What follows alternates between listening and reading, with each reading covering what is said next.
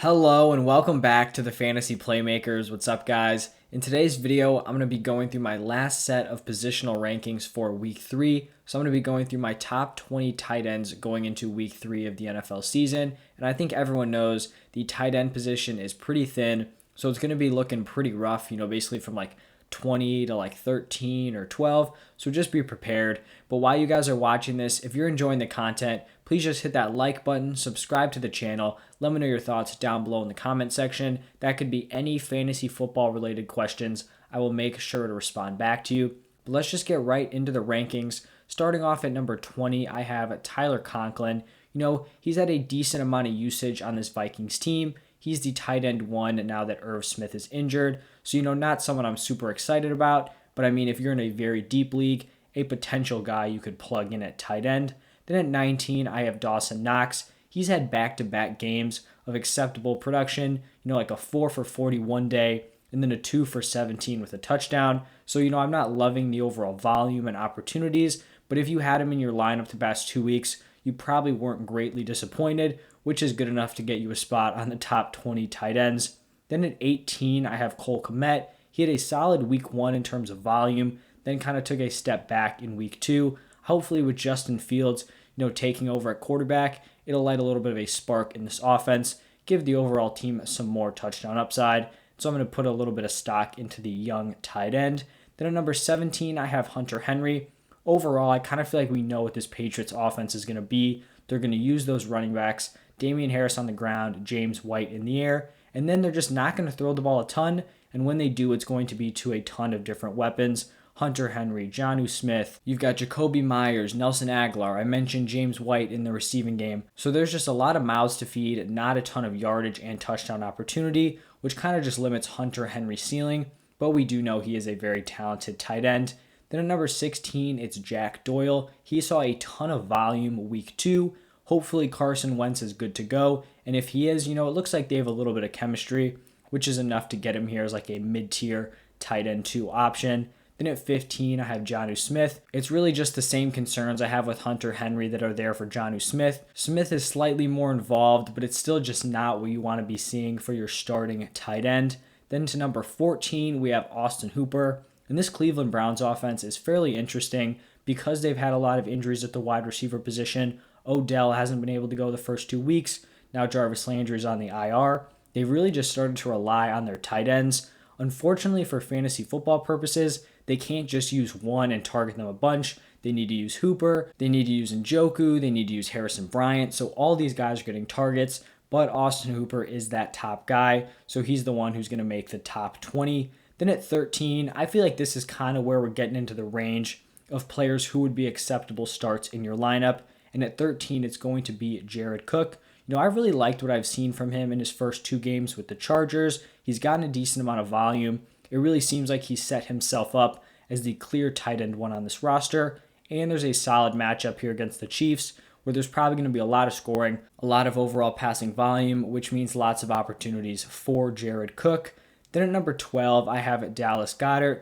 Overall, I've been a little bit disappointed in his overall usage. Instead of him and Ertz kind of coming together and both performing, becoming these top targets, it seems like they're more kind of taking away from each other's opportunities, which obviously is not ideal for fantasy football. So Goddard's a guy we kind of have to keep our eye on, but the Eagles' wide receiver room is still so thin that Goddard probably remains, number 2, number 3, number 4 target. But, if he's in that range, that gives him a decent amount of fantasy football upside.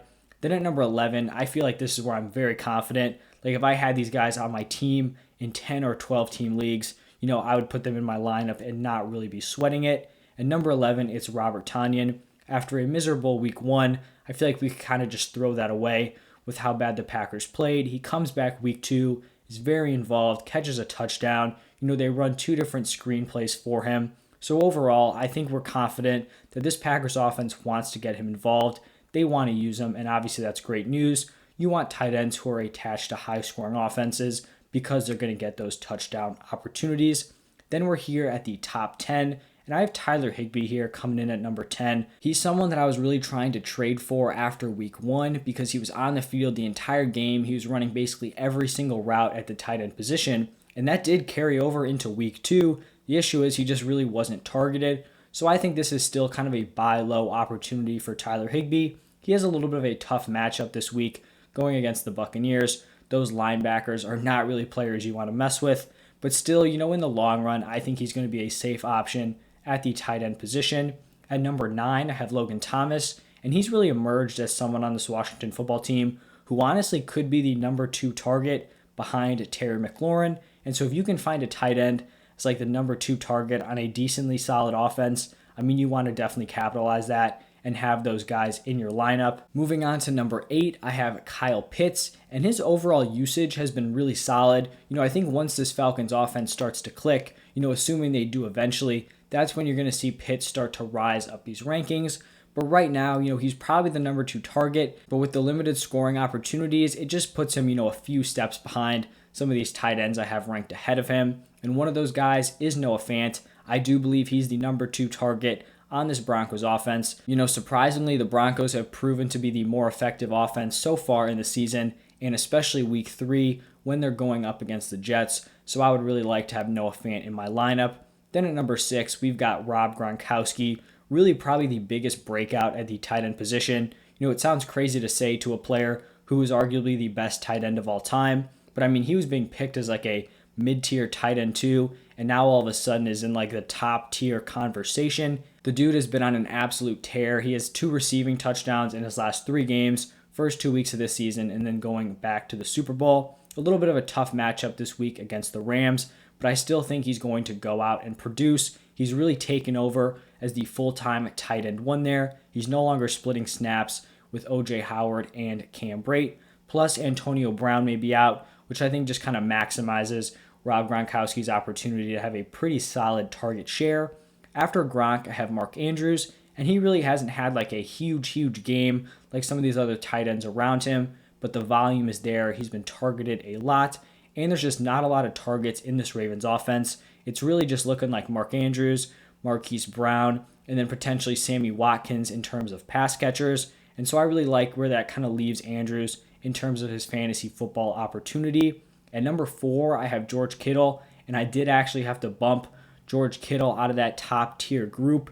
All offseason it was Kelsey, Waller, Kittle, and then there was that second tier. I don't think I can confidently put Kittle in that top 3 anymore. He's just not had the involvement we've really been looking for in this 49ers offense. Going into the season, we thought it was going to be Ayuk, Debo, Kittle all kind of battling, and then it just turned into Ayuk basically being benched, Debo getting every single touch, and then George Kittle just not being super involved. I do think it's going to turn around, but I do think it's a little bit concerning that they're able to run and game plan their offense, without George Kittle being involved, and it's leading to wins. So that's something we have to look out for. And the guy replacing him here at number 3 is going to be TJ Hawkinson, absolutely lighting it up at the start of the season, really emerging as the clear number 1 target on that Lions team. And so far, it's proved to be a much more valuable role than I think a lot of people initially anticipated. He's gotten into the end zone in their first 2 games. And, unless teams totally focus on him and try to take him away, he should continue to put together some really solid fantasy numbers. And then we're going to the top 2, pretty much locked in. Darren Waller at number 2, Travis Kelce at number 1. Both of these guys are just going to be feasting throughout the entire season. So love these guys here at the top 2. All right, so those are my top 20 tight end rankings for week 3 of the NFL season. If you guys enjoyed the content, please just hit that like button, subscribe to the channel, let me know your thoughts down below in the comment section. And if you want to see more content like this, go check out my running back, wide receiver, and quarterback week 3 rankings. Those are all up on my channel, so give those a look. But that's all I have for you guys right now. Thank you for stopping by, and I'll see you guys next time.